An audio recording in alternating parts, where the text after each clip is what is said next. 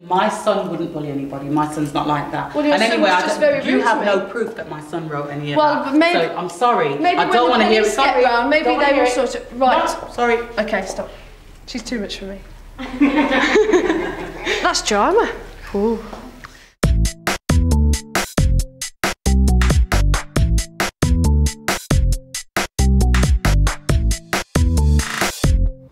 At Queensbridge School in Birmingham, drama teacher Kate Fanshawe is encouraging staff in all departments to utilise drama techniques across the curriculum.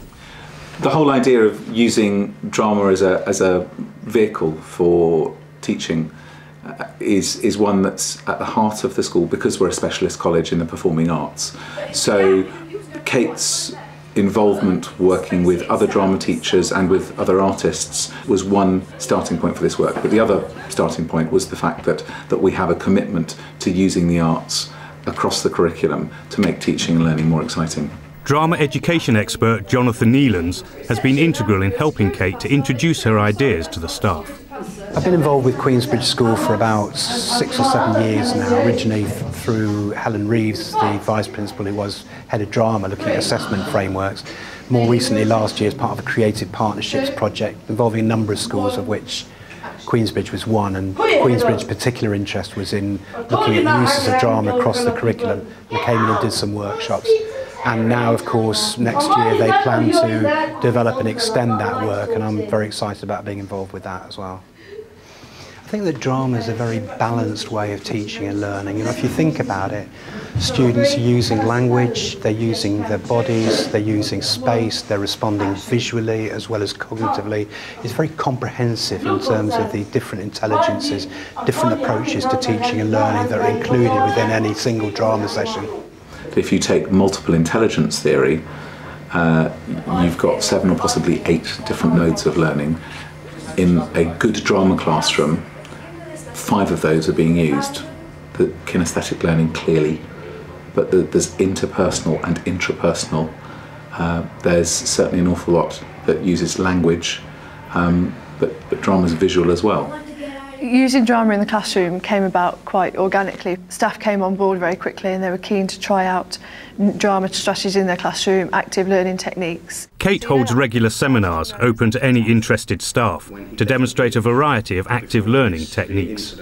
I've been encouraging staff to come along to the seminars every half term where we explore a range of active techniques, and then they're free to go away and try some out, put some into their planning, or I might support them with some planning.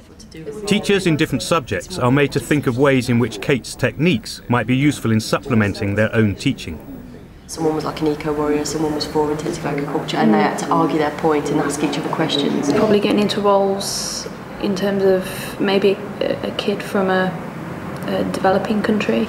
Put the students in the role of a teacher and me be the naughty boy and see how they try and cope with it and just see how frustrated they get. And I could be in role and I could sort of say things, and then they could come along and ask me questions. They could be particular characters from the book because they know a lot of the characters so far. Books are really good. Some teachers are very nervous about trying out role play or teacher in role because they don't want to go into role themselves. But that's just one strategy that they could choose to avoid. What we're aiming to do is build up a bank of strategies that people can then select from. I think what makes people more nervous is the behaviour management side of things, and we need to prove that an active classroom isn't a disruptive one. It's about how you plan to put that strategy into your lesson plan, and it's about structure and pace, and it doesn't mean that your lesson has to become loud and disorganised. I've just got a feeling that once you sort of pick a particular child out and you send them to the back and say, right, now you come down with this, the rest will be jeering and doing silly things, and I'm thinking, how do you control that? You can always choose the ringleader to be the first character, or even pick somebody to be the mother while you coordinate the rest of the class. But it's drama, and it's in role, and it works. I think it's great. I'm feeling really excited about it and the possibilities. I've been thinking about my own schemes of work and how I can actually apply some of the techniques we've seen today to my own schemes of work. Because I feel it's actually going to bring a great deal of excitement and life to some of those. There are some techniques that I really want to try, but with some classes I'm thinking, I don't know whether or not this is a good idea, but I want to go ahead and try it anyway. I thought it was very useful. I'm always open to new ideas, so coming to this active learning session really helped me bring out some new ideas, maybe using the classroom. There are two different jobs to do in terms of convincing or moving teachers towards a willingness to use drama as a tool for teaching in the classroom. One is that of reassuring them that they're not going to be asked to work in role or in a way that's suddenly going to expose them outside of their comfort zone. The second barrier is the one of slowing people down. And I think that the issue there is that staff need to focus on how well a pupil is learning, not how much they're delivering and teaching. People sometimes get put off by it being drama, because the idea about drama is that it happens in a drama studio and it's very on your feet, and people shy away from that sometimes. If they're not drama specialists, it is more about active strategies that you can use in your classroom. You don't have to move the desks, you don't have to move the chairs. It's about engaging students in a more active way. We talked about her having bits on her that they would actually take off as well. Yeah. Like a little badge that said protein. Yeah, carbohydrates. A little badge that says carbohydrate, fats and that. So you could stop her as she comes down, maybe when she's in the right stomach. What bits do you need to take off, Shiran, now? Students don't have to be good at drama to take part in active learning, because it's not necessarily about getting up and acting, which is what people think drama might be. Students, I think, need a certain degree of confidence, and we're lucky here, and students do dance, they do drama, they do music, so their confidence might be a little higher than a non-specialist arts college, but that's no reason that it can't work, because I think a good teacher is a teacher that uses a range of strategies anyway in order to cater for all the learning styles, and you're always going to find students who learn better through active strategies. Anthony, can you tell me what part of the chicken sandwich contains protein? Chicken. Excellent. Okay, sit yourself down. The question as to whether or not drama is going to work more for some pupils than for others is that all the aspects of learning that are relational, that are language-based, that are about being creative or solving problems in a lateral way, that those are relevant to every child. And yes, some children will be a little more anxious or will take more readily to a particular approach, but we have a responsibility to encourage all children to work collaboratively, using language, being creative, problem solving in groups. And I think that a lot of that is what goes on in a drama approach.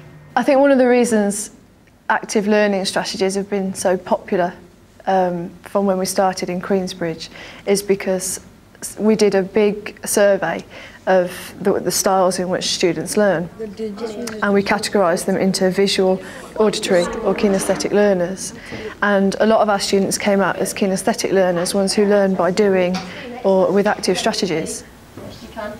When you see that data, it's obvious that you need to cater for some of those needs, and the active strategies that we've started putting into place do that. It's not important to me that there's drama going on in every classroom. What is important to me is that there's high quality teaching and learning going on in every classroom. And what I'm convinced about is that drama has a major contribution to make to that. But drama enhances learning. You know, it's not a substitute. Teachers still need to have a broad palette of teaching styles and learning methods that they use in their classroom, including drama. Although most of the active learning techniques can be implemented in the classroom, it does sometimes help to move the class to the drama studio. The protein gets broken down by the protease enzyme into amino acids. Okay, make sure you pronounce that right. Each group's going through their presentation just to check that they're ready to do it and ready to make sure they've got all the information that they need in their piece of narration. The water goes through the wall of the small intestine, and you're left with the roughage. Yeah, it's interesting. It's nice because it's more hands-on, more walking around. It's very different to in a science lesson. Of course, we can get up, but we're restricted by the benches that don't move. So it's going well so far. They're impressing me because I'm seeing them with new skills that I don't normally see in science. So yeah, they are impressing me. I'll get you another 3, 2, 1, and stop, please. The interest that there is in drama is about looking at specific techniques within drama that might be useful across the curriculum. But I think what you also observe in a drama lesson, even if the content is deadly serious, is a lot of fun and enjoyment, and I think that one thing that we have to get over is the idea that there's some sort of opposition between pleasure and seriousness when it comes to schoolwork. Students, I think, are more likely to take their learning seriously if it is also pleasurable. Pick up on the facts that they're putting in. Pick up on the things they say in the narration.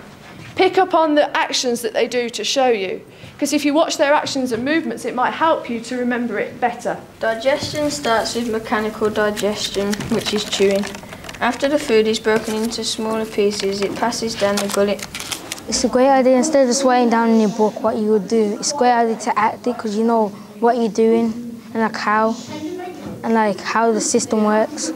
There are 3 types of enzymes in the small intestines. I break down protein. I break down carbohydrates. In a couple of years' time, you could think back and say if you weren't acting out, you were just writing it down, you could think back and you could forget all about your science. But if you act it out and then you can feed it back to yourself. Hydrochloric acid can be found in the stomach.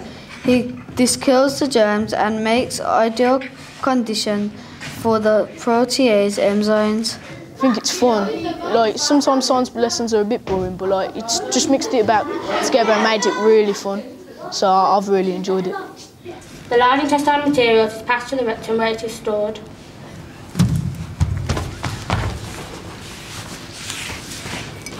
It is passed out through the body, through the anus. It then turns to poo. I think I've seen a lot of the kids in a different light today, especially some ones that can be quite challenging within the classroom, have really shown me how hard they can work in other subjects where they're more actively involved or maybe more kinesthetic learners and they don't get the opportunity in class to do such activities such as this. I think that they've achieved a great deal. They've got all the science in there I wanted them to have in there. In fact, even more, some of the stuff we wouldn't even generally with an 8 Set 4 group such as this go into. It's more a GCSE level, but in fact I think they've actually learnt more than they might have learned in the actual classroom. Well, I hope they think they would like to do this again in other topics that are relevant, and I do hope to try it with some other topics such as electricity, so we'll see. The objective for today was to perform your presentation, demonstrate that you understand what happens in your part of the digestive system. How did they show what happens in the large intestine? Describe what they did to me, Shanoy. They was using that bucket with like the paper in it, the tissue paper. They were. What was the tissue paper representing when they squeezed it out? Food. Food, yeah, the roughage that's left over. So when you're trying to remember food getting passed out the body, I want you to remember Shirel's roly-poly. This is part of a 4-year development plan. This is not something that we're expecting to happen over a term or 3 terms. It's happening slowly over 4 years, and our vision is that at the end of 4 years, everybody in Queensbridge has the bank of strategies that they can select from to choose the best strategy that fits their learning objective, which helps them to reach that objective and to reach the different learning styles of the children in the classroom. I think that there's a snowball effect going on. I mean, as I speak to you, a primary school in Leicester that I'm very involved with, the Times Educational Supplement are in today taking pictures of drama across the curriculum in the primary school in a very troubled school. So I think that there is a gathering of interest. As we focus on pedagogy, understanding that we have to improve the quality of teaching in our schools. Drama's always been very concerned with pedagogy, very concerned with what high quality teaching looks like and is. So I don't think it's any mistake, any accident that it's coming to the fore at the moment.